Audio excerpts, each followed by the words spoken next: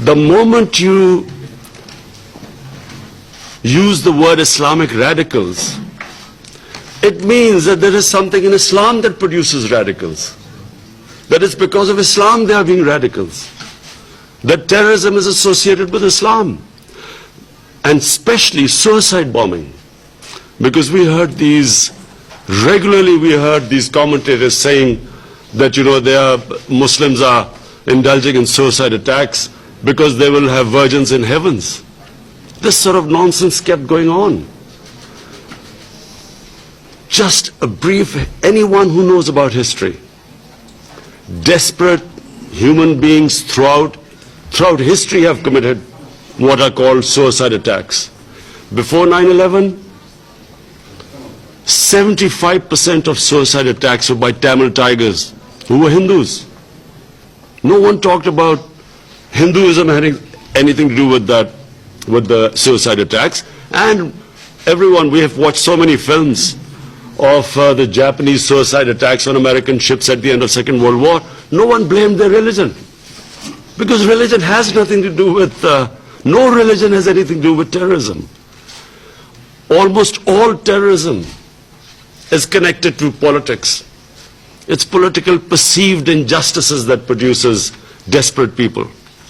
But constantly, and even now, we keep hearing about radical Islam. There is only one Islam, the Islam of Prophet Muhammad, peace be upon him, which we follow. There is no other Islam. In human communities, majority are moderates, they are liberals, and on one side they are fanatics. Everywhere.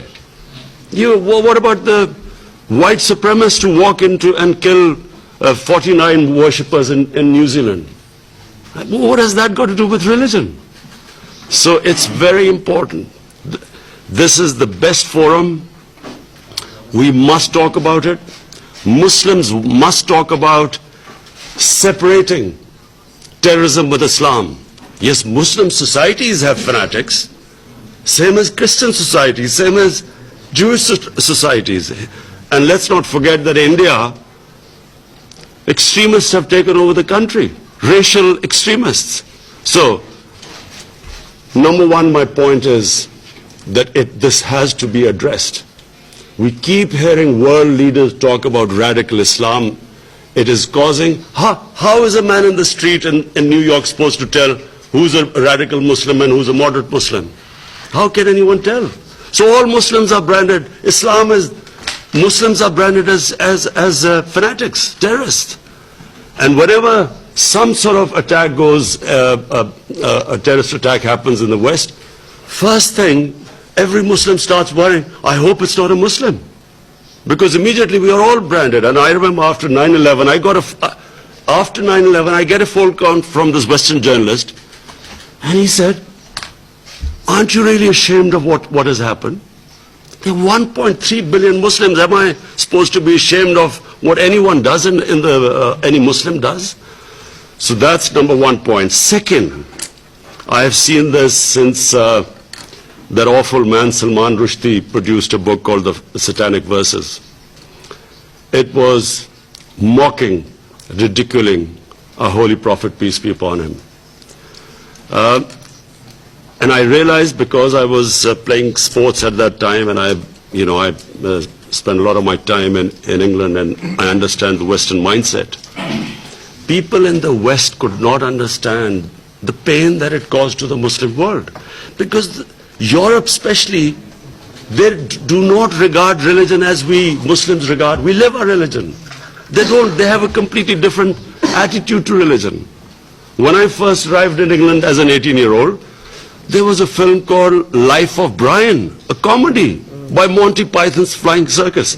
It was a caricature about Jesus Christ.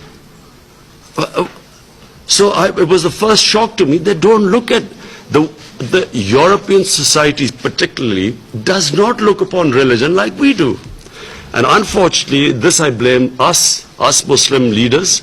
We have not explained to the Western societies how painful it is when our prophet is maligned, mocked, ridiculed. It causes, why does it cause so much pain to us? because the Prophet lives in our hearts.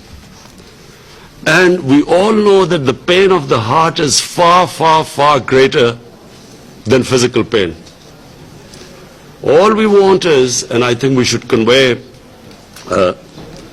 President Erdogan and other Muslim leaders, we should all convey to the Western leaders, especially the Western leaders, that the way, the sensitive way Holocaust is treated in the West, because it gives pain to the Jewish people.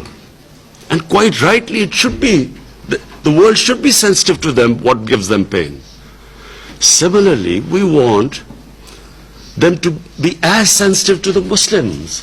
When someone ridicules, blasphemes our Prophet sallallahu alaihi wasallam. And I think it's very important for communities to live together, to understand each other. And therefore, these 2 points, in my opinion, have contributed more to Islamophobia than anything else. Because every 2 or 3 years, someone in the European or US cities, someone comes up with a caricature of a prophet, peace be upon him, or this is something which is derogatory. There's a reaction amongst the Muslims. And then everyone says, look what an intolerant religion it is.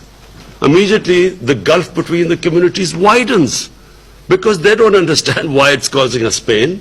We haven't explained to them, and yet there is a certain small section of society which knows that it's going to cause us pain, and they deliberately do it to make the fissures wider. So this is a great forum, the UN. All world leaders are here, and I will be talking about this in my speech on Friday as well. But I feel that it is important that us Muslim leaders convey these 2 things, because all it does is it creates fissures amongst human beings. And anything that creates fissures, this is the forum where we should try to unite humanity. Thank you.